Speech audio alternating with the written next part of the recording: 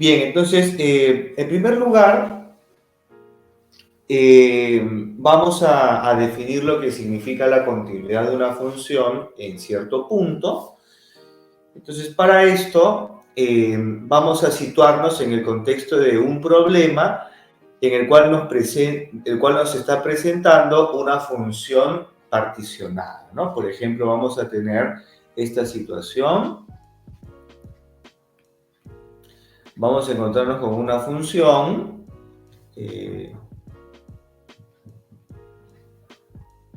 por ejemplo, vamos a tener este caso, ¿no? Una función en general que va a estar así seccionada.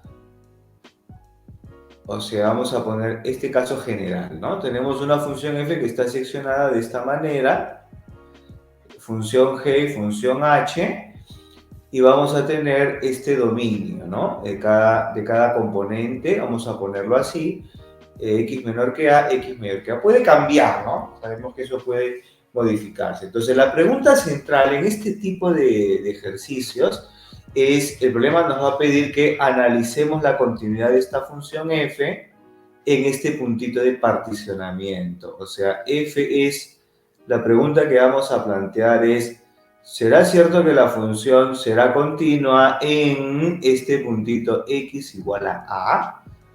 Ya, esa es la primera pregunta que vamos a responder. ¿Ok?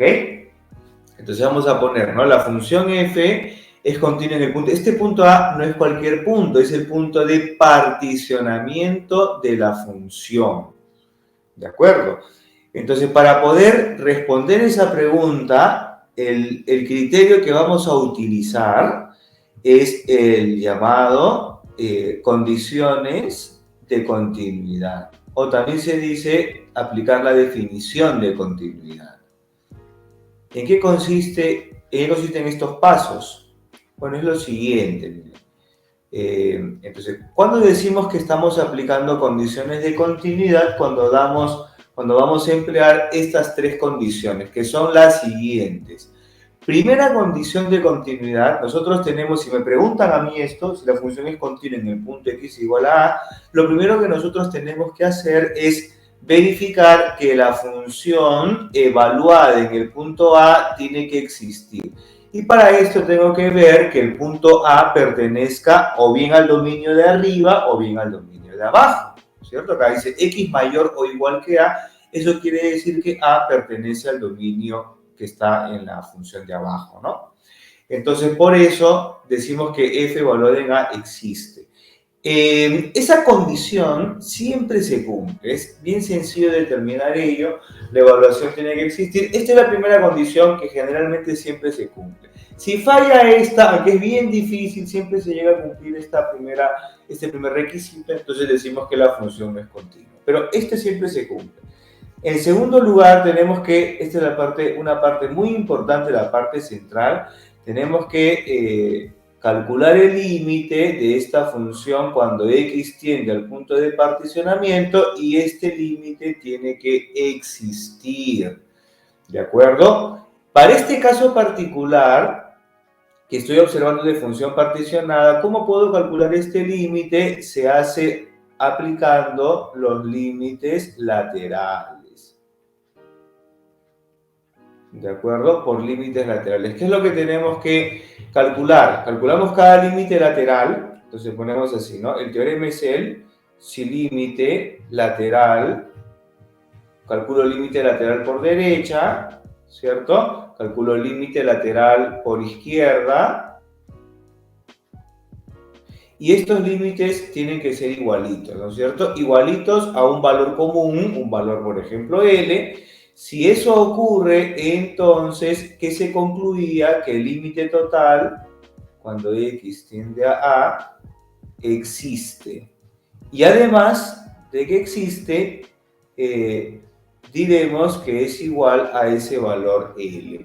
Entonces, eso es lo que nosotros tenemos que recordar en este caso, ¿ya? Cuando yo quiero calcular el límite en este pasito, en este paso 2. ¿De acuerdo? Ese límite tiene que existir y si lo tengo así con desigualdades, le aplico límites laterales. ¿De acuerdo? Esa es la parte más difícil. Y la tercera fase consiste simplemente en verificar que el límite que he calculado coincide con la evaluación en el punto A. ¿De acuerdo? Eso es lo que debe ocurrir. Si aplico estas tres condiciones, es porque estoy analizando la continuidad en el punto de particionamiento de la función f. ¿De acuerdo? Bueno, vamos a ver un primer ejercicio. Y la pregunta que nos está planteando el problema es que determinemos todos los valores de A, B y C de modo tal que la función sea continua en todo su dominio. ¿Ya? Entonces, miren, este dato, el dato que nos está ofreciendo el problema, esto es así, ¿no? Nos dicen, a ver, vamos a interpretarlo. Dato del problema, a ver, los valores que nosotros tenemos que hallar son estos valores de A, B y C, ¿cierto? Y el dato, o en otras palabras podemos decir la condición que nos ofrece el ejercicio para poder resolver este problema, la condición es que la función f es continua. Aquí vamos a rematar lo siguiente diciendo que si la función cumple las tres condiciones, la 1, la 2 y la 3, entonces se dice, la respuesta es que la función, esta f, es continua en el punto donde estaba analizándolo, ¿no? O sea, en el punto x igual a a. Entonces, aquí la condición es que la función es continua en todo su dominio. Ahora, ¿cuál es el dominio de esta función? Cuando tenemos una función seccionada, el dominio se obtiene uniendo los dominios de cada una de las partes de la función. O sea, aquí nosotros vemos x menor que 0, x igual a 0 y x mayor que 0. Si nosotros unimos todo eso, nos daría todo R, ¿cierto? Entonces, si a mí me piden que me están diciendo que la función es continua en todo R, entonces eso quiere decir que si es continua en todos los puntos de la recta real, en particular, esto se dice por inclusión, decimos que la función también es continua en todos los puntos. ¿Dónde voy a analizar la continuidad? Siempre me conviene analizar la continuidad en el punto de particionamiento, ¿no? Entonces, a partir de ese dato, vamos a poner que es continua en el puntito x igual a 0. A veces el problema te dice que es continua ya directa en el punto de particionamiento. O sea, que el punto de seccionamiento es 0, ¿no es cierto? Te dicen de frente, es continuo en 0, tú utilizas esa continuidad, pero otros casos, como en este, te dicen que es continua en todo su dominio, entonces tú solamente analizas el punto de particionamiento, ¿de acuerdo? Entonces la función es continua en este puntito, en el punto x igual 0. Ahora bien, ¿cómo vamos a analizar esta continuidad? Con la teoría que hemos puesto, ¿no? Decimos que vamos a aplicar, si es continua en el punto x igual 0, que es el punto de seccionamiento, entonces debe cumplir las tres condiciones que hemos presentado. Entonces decimos así, ¿no? Por condiciones de continuidad. Entonces, a ver, vamos a colocar la primera condición de continuidad, es la siguiente, ¿no? La función evaluada en el punto A, aquí el punto A es el punto 0, esta evaluación tiene que existir. Y claramente, aquí en la regla de correspondencia de la función seccionada, vemos que cuando x vale 0, la función es igual a b. O sea, esto quiere decir que f en 0 es igual a b, ¿no es cierto? Obviamente se cumple claramente que existe, ¿no es cierto? Ya, de ahí no se saca mucho, ¿no? Se comienza a sacar información a partir de las siguientes condiciones. Entonces aquí, segunda condición, el límite, cuando x tiende al punto A, aquí el punto A es el punto 0, entonces este límite tiene que existir. Y como el límite existe, por dato del problema la función es continua, entonces, ¿qué es lo que se tiene que cumplir? Que los límites laterales tienen que ser iguales. ¿cierto? Vamos a poner eso. Límites laterales tienen que ser igualitos, ¿ok?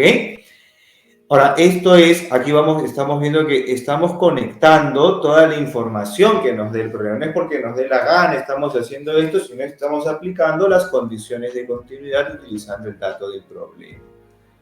¿De acuerdo? Muy bien, entonces vamos a calcular cada uno de esos límites laterales. A ver, cuando nos acercamos a 0 por derecha, podemos empezar con 0 por izquierda, ¿no? 0 por derecha de esta función. Sabemos que si la función está particionada, calcular límites laterales me va a exigir identificar con qué función voy a trabajar según la tendencia lateral, ¿no? Si me acerco a 0 por derecha, lo hago a través de los x mayores que 0, miro x mayor que 0, ¿dónde se encuentra en el dominio? Y está en la parte inferior, es la tercera función. Entonces voy a reemplazar esa función. F es x por el seno de 1 sobre x más c, ¿cierto? Con esta función trabajo, miro el dominio. Y ahora vamos a calcular el límite de esta función. Es una suma de dos funciones, el límite es la suma de los límites. Entonces, esta c, como es una constante, ella es inmediato que el límite es la misma constante. El problema es esta otra. Entonces, para calcular este límite, vamos a recordar que utilizábamos, en este caso, el teorema del... vamos a evaluar. 0 por derecha sería 1 entre 0 derecha, ¿cierto? Y 1 entre 0 derecha, esto es, recordando nuestros límites notables de la PC1, 1 entre 0 derecha es más infinito. Y cuando veíamos seno de más o menos infinito, ¿qué es lo que aplicábamos? El teorema del sándwich para calcular dicho límite. Entonces, ¿en qué consistía el teorema del sándwich? Se construía esta función. Empezábamos con el seno de donde está la determinación seno de más o menos infinito. Todo seno siempre vive entre menos 1 y 1, así que por ahí se empieza, ¿cierto? De menos 1 a 1 y se va construyendo. Vamos a multiplicarle a ambos miembros, le vamos a multiplicar por x. Uno dice, ¿y por qué por x? Porque hay que construir esta x por seno, ¿cierto? El problema de multiplicar por x es que necesitamos saber cuál es su signo, pero como estamos con tendencia lateral a 0 por derecha, obligatoriamente x tiene que ser positiva. Y aquí vamos a especificarlo. Esto es porque x tiende a 0 por derecha, ¿no es cierto? Entonces, lo cual nos estaría resultando, como es positivo, le daría menos x por seno de 1 sobre x, y a la derecha queda x. Ahora, una vez que ya he construido esta función, tomamos límites a las vecinitas, tomamos límites aquí a los costados, límite, cuando x tiende a 0 por derecha, de esta función menos x sería menos 0, o sea, 0. De esta otra límite, cuando x tiende a 0 por derecha, sería también 0. Cuando el límite de las vecinitas es igual al mismo valor, o sea, 0, 0, esto significa que el límite de la función que está en el centro, esto es en virtud del teorema del sándwich, se cumple que ese límite es el valor que toman los extremos, ¿no? O sea, el límite de x por seno de 1 sobre x cuando x tiende a 0 por derecha es 0 también. Y listo, ¿no? Así se calcula este límite. Por lo tanto, ya no tengamos piedad de él. X por seno cuando x tiende a 0, todo este límite resulta ser cerito, ¿no? Todo esto se va.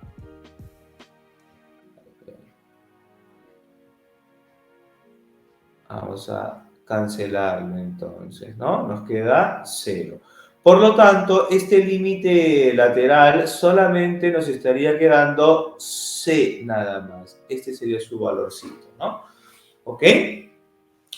Estamos claros con este análisis, ¿no?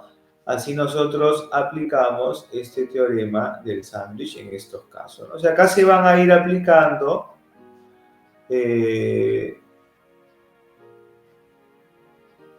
todos los casos que hemos visto en la PC1, ¿no? Entonces, bien, veo seno de más o menos infinito o coseno de más o menos infinito, aplico ese teorema del sándwich.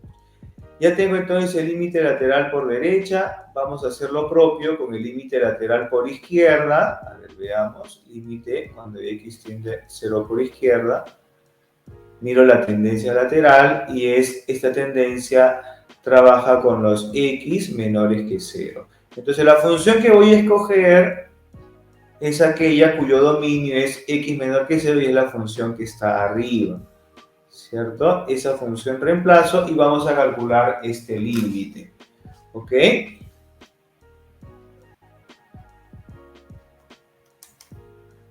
A ver, por aquí vamos a proseguir. Ya, entonces tendríamos límite de la función, hemos dicho que es la de arriba, ¿cierto? O sea, vamos a trabajar con raíz x cuadrado más 1 menos a, y aquí sobre x al cuadrado, ¿cierto? Así. ¿Ok? Esta es mi función. Entonces vamos a evaluar, a ver, ¿qué ocurre cuando nosotros, a ver, vamos a evaluar en este caso? Primero, todo límite se debe hacer en principio por evaluación, ¿no? Así que vamos a ver qué es lo que ocurre. Abajo nos quedaría 0. Y arriba, 0 al cuadrado más 1 queda 1, o sea, esto sería 1 menos a. ¿De acuerdo?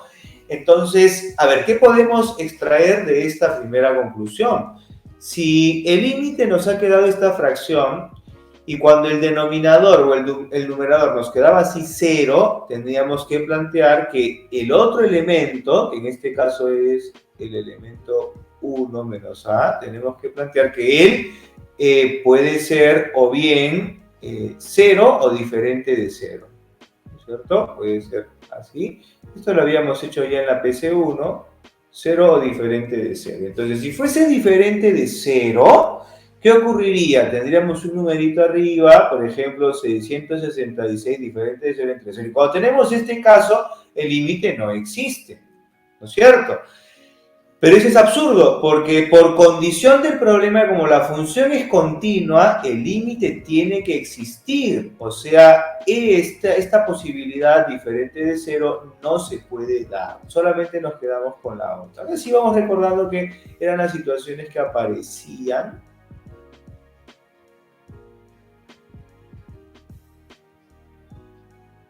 ¿No?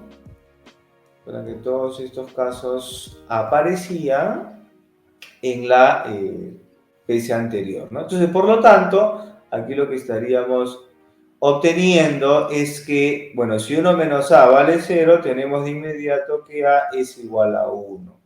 Y está clarito, ¿no? Ya lo tenemos. Este sería...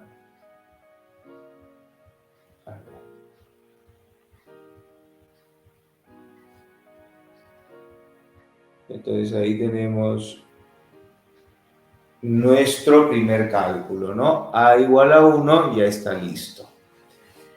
Entonces, con ese valor a igual a 1, vamos a reemplazarlo en el cálculo de este límite. A ver, tendríamos lo siguiente, ¿no? Límite cuando x tiende a 0 por izquierda de la función f nos ha quedado así, ¿no?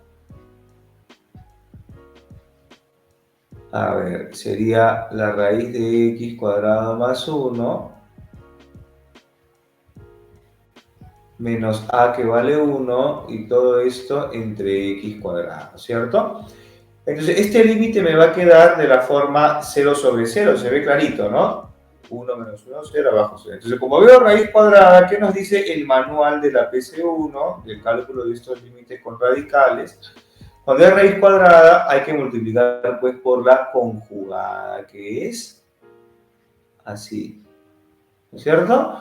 Entonces, al operar en el numerador, estaríamos obteniendo,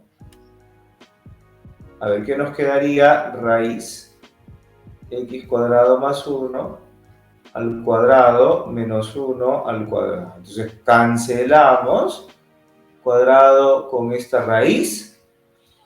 Y lo que nos resultaría es solamente x al cuadrado, nada más nos quedaría, ¿no es cierto? Con el x cuadrado que está bajito, ya hay que eliminarlo, ¿no? X cuadrado, con este x cuadrado también se cancelan. Entonces, ¿qué nos quedaría al final en el cálculo de este límite? Sería, a ver, x0 por izquierda. Solamente nos estaría quedando arriba 1, ¿cierto? Y abajo estaría quedándonos esta raíz rojita, ¿no? X cuadrado más 1, más 1. Está todo claro, ¿no? Evaluamos y tendríamos 0, 1 y 1, 2. Por consiguiente, este límite sería entonces 1/2. En otras palabras, ya hemos calculado el límite lateral por izquierda. Con estos dos, con el C que hemos calculado, ellos dos tienen que ser igualitos, ¿no es cierto? Entonces, como ellos son iguales, hay que igualarlos. A ver, voy a bajar un poquito. Entonces vamos a culminar por acá y vamos a decir, ¿no? Igualando.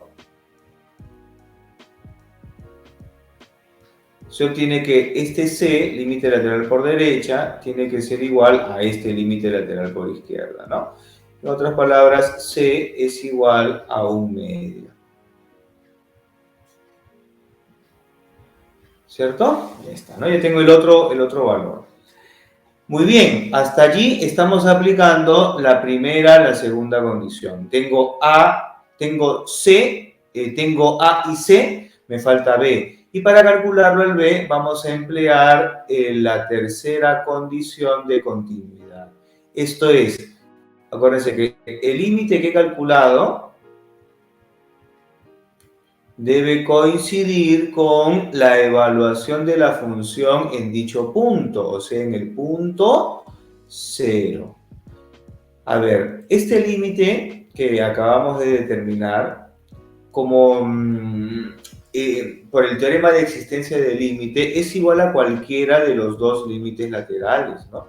O sea, él es igual o bien al límite lateral por derecha, o bien al límite lateral por izquierda, ¿no? Son igualitos.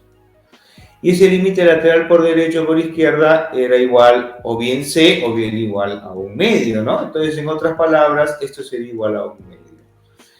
Y ahora, F evaluada en 0, ¿a qué es igual F evaluada en 0? Esto es igual a B. Por lo tanto, esto quiere decir que como estas dos cantidades tienen que ser iguales, vamos a dar como respuesta que esta B también tiene que ser igual a 1/2, ¿no? Y ahí culmina todo nuestro problemita.